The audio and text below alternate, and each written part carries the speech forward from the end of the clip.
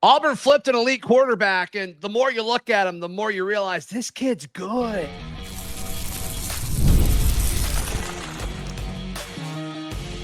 You are Locked On Auburn, your daily podcast on the Auburn Tigers. Part of the Locked On Podcast Network, your team every day. Yes, welcome on into Locked On Auburn, your daily Auburn Tigers podcast. I'm your host, Zac Blackerby, and thank you so much for making Locked On Auburn your first listen every single day. We're dapping it up with the Darrell Dapprich, Montgomery radio legend, on this edition of the show. Is this a spark Auburn needed when it comes to the recruiting trail? We'll touch on all that. But yesterday, Peyton Falzone, been committed to Penn State since April, flips to the Auburn Tigers. It just materialized out of thin air, Darrell. I don't really remember a flip being this quick and sudden. I can't think of another one that relates to this. Yeah, you know, the whole just out of left field thing. It's First awesome. of all, the region that he comes from. I mean, you know, I think that Auburn doesn't get a lot of quarterbacks from Pennsylvania. This is a classic example, I think, of a kid waiting to get an SEC offer. And what he did, he jumped at it, because Auburn offered Falzone June 2nd. And by the way, I just love saying that last name. It just rolls right off the tongue. June 2nd, they offered him, and he commits within a month. This has the whole feeling of, I want to play in the SEC. Big Ten's a great conference, but this might be a kid. His whole statement that he made to Tom Loy about, you know, the school and the environment and it being so faith-based, and there's probably a lot more to this than just the football aspect. And so that's why I think it came out of left field, but it's a really, really pleasant surprise, because even when Walker White flipped from Clemson, we had heard rumors that was going to happen. You know, it kind of felt like it was coming. He picked Auburn over Clemson. Yeah, that's true. He didn't flip. Yeah. But he was, which I do think is important, because the flip is more dramatic. He was just crystal balled, and everybody thought it was just a Clemson slam dunk. Agreed. So yeah, sure. You're right. It was not an official flip. The flip is really dramatic. You know, I'm just going to throw this out there, and sometimes I'm not looking for angles or looking for side stories. It just pops into my head, and I want to get your opinion on it. Yeah. Do you think there was any conversation between this kid and KLS about Auburn's environment, knowing that he went to Penn State, knowing that this kid was committed to Penn State? Maybe there was a phone call made. Maybe there was some kind of back channel conversation that said, hey, it's a great place to go. You'll really enjoy it. Yeah. So we went live yesterday. Brian Smith joined me. If you missed that live reaction, go check it out. We talked about this briefly. A lot of the live chat said KLS. Possibly. I'm not dismissing it at all. And I kind of hope so. I think that'd be cool. Hey, take a break from working out with the Chargers and call this kid, please. Thank you so much. What I think might be more likely, Alvin Henderson. I think that one might be even more likely. Oh, that's a great point. And they were on trips together. Yeah, they probably were at games together, right? I mean, Alvin went to have to think that they know each other, right? I mean, Alvin was committed to Penn State for a little bit. That's a great point. Didn't even think about that angle. It's fun thinking about different angles. I don't know too much about KLS's personality or anything. I've only talked to him in media stuff. But Alvin is like the most personable human in the world. He really is. It would make sense, you know? Yeah, it's great. I think couple of things, couple of attributes that I got from Andrew Ivins, the director of scouting for 247, talked about how he's really, really set and really suited for a modern spread attack. I like that. Talks about him being a multiple sport participation guy. I always love that. He's a swimmer and a sprinter. I mean, that's a really with how long he is, that makes sense. I mean, he's that's long and lean, 6'5", 200. Yeah, I mean, that's very athletic. And he basically says he should be projected or viewed as a potential multi-year starter at the Power 4 level with dual threat capabilities that can light up the scoreboard with both his arms and his legs.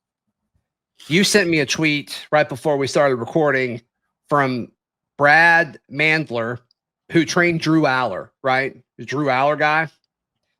His tweet, it's a video of him throwing But it says, in my 18 years of QB training, I've had so many good ones, but I don't think I've ever had a QB who's as physically talented as 2026 Nazareth PA QB Peyton Falzone. On top of these physical attributes is a top 1% drive/work ethic to improve. Still a work in progress, but very excited about where things are headed. That's heady praise right there, because Drew Aller is very, very high. Good. Yeah.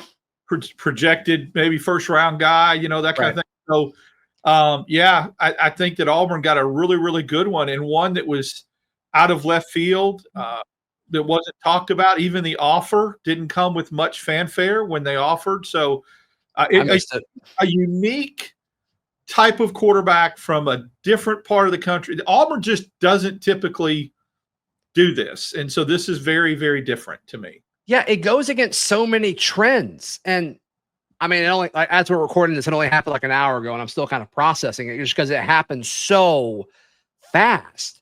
But you're right. I mean, Auburn doesn't recruit Pennsylvania quarterbacks. That's not a thing, especially guys who are already committed to Penn State. It's just so different from anything we've seen. And we've talked about, Auburn in this Landon Duckworth competition with South Carolina and Ole Miss. And of course, Auburn making the top 2 and all that, and making the top 2 for Travis Burgess and just missing out. And it's like they were tired of being second. Let's go find this other guy that fits what we want to do. And it may make more sense as far as expectations for, when he'll be able to see the field. Absolutely. And I mean, I get it. People don't care a lot about trends or history and all that. But there used to be a time where Pennsylvania quarterbacks were like, you get one out of high school, they end up being Hall of Famers in the NFL, and there was such a long list of the Joe Montanas and the Dan Marinos and all that came from Pennsylvania, and it was a hotbed. And, I haven't heard for a long time with really a dynamic kind of blue chip quarterback. Penn State was looking to get 2 quarterbacks in this class. That may be another reason. Oh, interesting. Yes, yeah. They were. Yeah, I read that they were looking to get. I went to one of the guys that I shared information with about Keandre Lambert-Smith last year. That's from up in Pittsburgh. He wrote something about how losing him was, a lot of that had to do with, that maybe that they felt like they were wanting to take 2 QBs. Auburn was only wanting to take 1. It speaks volumes when we say, hey, we want to take 1 and you're our guy. Yeah, sure. That matters. So yeah. I can't wait to I'm going to have Zach Seiko on of Locked On Nittany Lions, possibly this afternoon. We'll see. We'll see when we can get that together. But I look forward to hear more of the Penn State side of it too, because they didn't see this coming.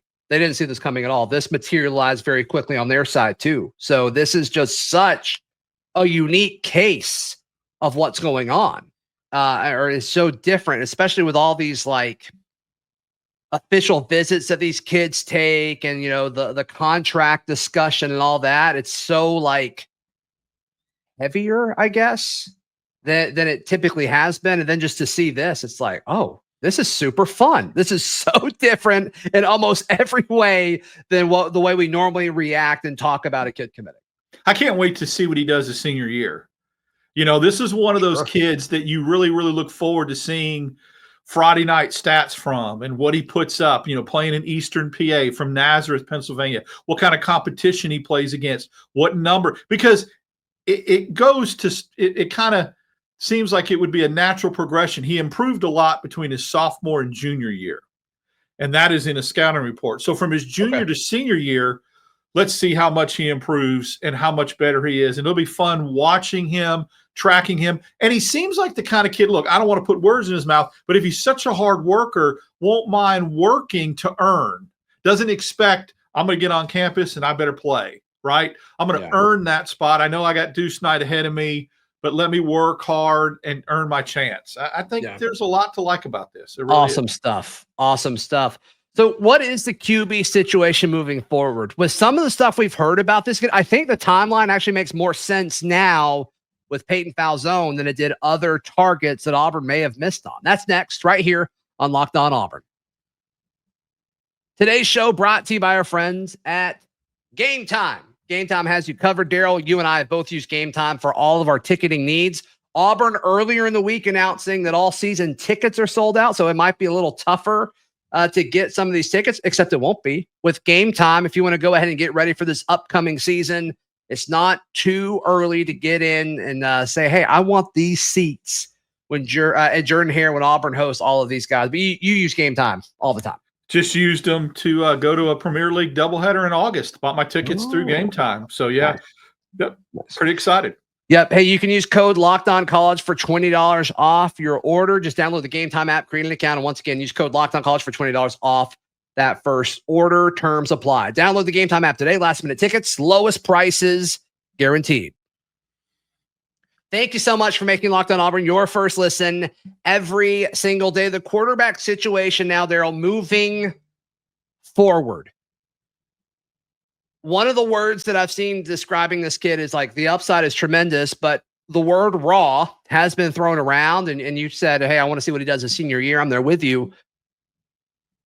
It doesn't seem like his expectation is to go in and start as a freshman somewhere, which I think is some highly rated quarterbacks approach, which I think is good, especially with Deuce Knight being on campus. This kid is aware that Deuce Knight is on the roster. I promise. And so if he can come in and redshirt, and then some of this depends on what happens with Jackson Arnold, but the timing might make sense a little bit more with him potentially redshirting next year as a true freshman, and then as a redshirt freshman being Deuce Knight's backup. And if we all think Deuce Knight, if Deuce Knight's in college football for more than 3 years, I will be surprised personally. And so to me, from a timing standpoint, I think it makes sense. It does. I'd like to see what Daniels does. I'm just talking about with numbers in the quarterback room. So let's say Arnold and Daniels both leave after next year, and you're down to Deuce Knight. I don't know if you would have the luxury of redshirting him. Interesting. You see what I'm saying? Right, as a freshman. If 2 of the 4 are in the room, or 3 in the room are gone, you may not be able to redshirt him. You may have to have him as the backup. Think, yeah. So let's talk this through real quick. So if Ashton's gone no matter what, he's out of eligibility after this year. And then let's say Jackson Arnold either goes pro or is asked to leave or whatever. He's not on Auburn's roster next year. And you just have Deuce and Falzone. I would think that they would then go to the portal and try to get another Ashton Daniels type veteran backup. Would be my guess. You would have to. But even then, you're one injury away from Falzone being the backup. And then, of course, at that point, you could always take his red shirt off, especially with the 4 game scenario and all that good stuff. Right, sure. And that's where Auburn not getting that 4th quarterback in this class just to be the guy that provides depth that Auburn thought they were going to have. Yeah, with the Troy kid. Yes, makes it a little bit interesting. And with the kid that was at South Carolina that bolted, that we thought was going to be the 4th guy. So, I think that we'll see. Again, there's a lot to be said about what kind of improvement and maturation that he can have between his junior and senior year, then gets here in the spring. Yeah. And maybe nice to watch him at A-Day, right? See what he can do. That'd be fun. The Calzone thing didn't work at Auburn, but I think the Falzone thing can. Well, because Falzone and Calzone rhyme. Calzada and Calzone didn't. So there is see what I'm saying? There's the difference. Yeah. There was no rhyming there. Yeah. And it's got to rhyme. And that's right. Yeah. And there better be a restaurant in Auburn, an Italian restaurant that has Falzone calzones. I'm just telling you right now. I'll buy one. 100%. And NIL. I mean, if you've ever had an NIL match made in heaven, let this kid endorse an Italian restaurant. Yeah. What are we doing? Yeah. I may share cannoli with him when he gets here. I'm sure he would love it. I'm sure he would love that. So we heard from like Deuce Knight and Travis Burgess the discussion of like a Deuce Knight tax when it comes to quarterbacks being attracted to Auburn. I wonder if that's the case with this kid, because I mean, really the only quote we've seen so far is his quote to Tom Loy, where he talked about he loved the blend of elite football, family, and faith and all that all in one, which, man, did he knock all the talking points off super quick. Hats off to him. But I wonder if he cares. I wonder if that was part of the conversation like it was with Duckworth. I'd have to see what Penn State's and this might be a question for your locked on guest. Yeah, What Penn State's quarterback room looks like after Aller leaves.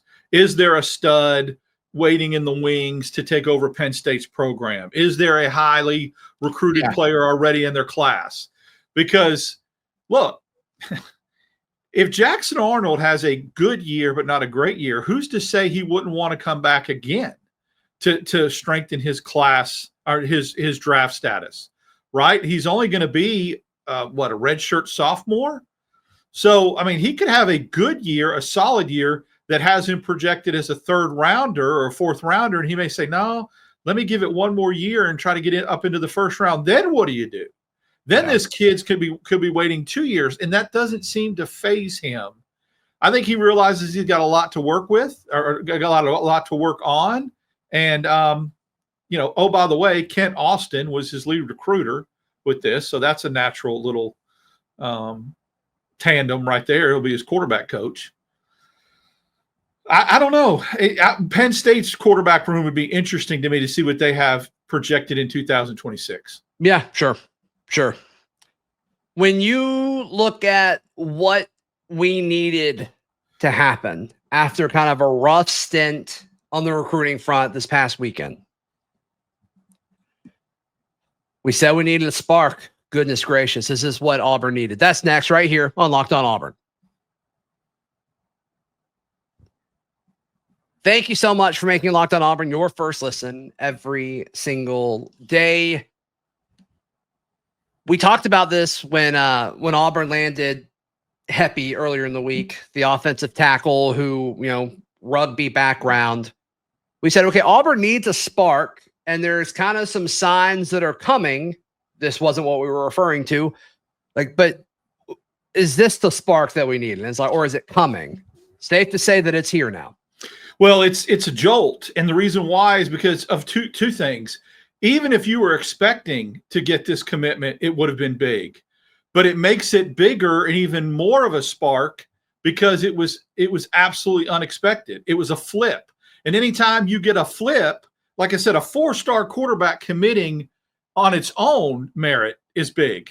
But when it's a flip from Penn State, it makes it even more impactful. And that's why it's probably even bigger than Auburn could have hoped for because of those two components of it.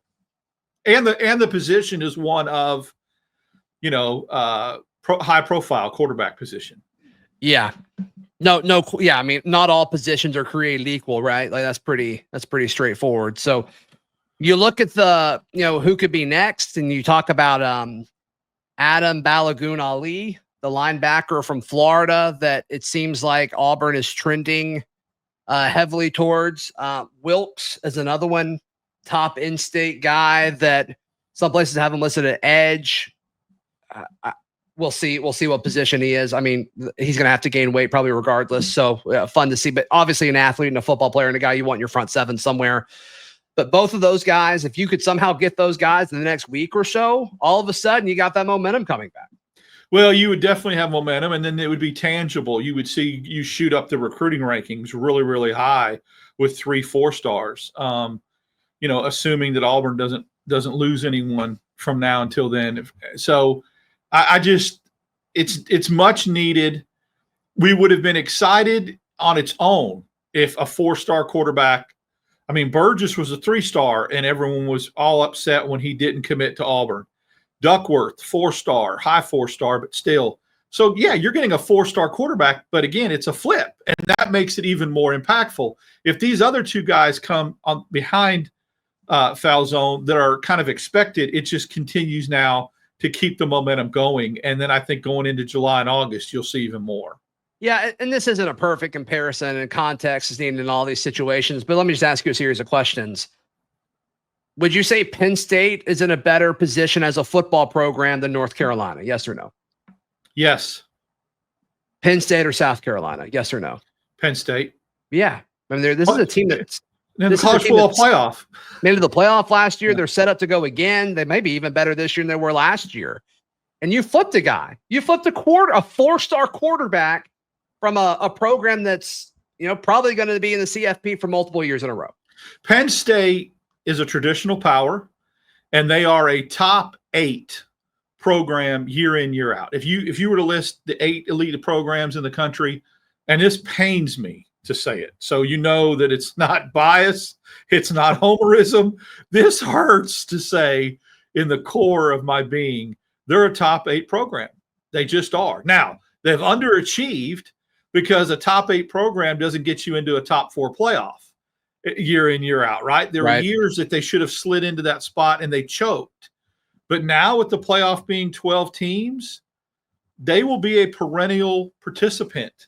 They don't have, again, this pains me to say, but they don't have a lot of recruiting competition, Zach, within the state or within the surrounding state. They don't have to go head-to-head on a lot of battles when it comes to getting in-state kids.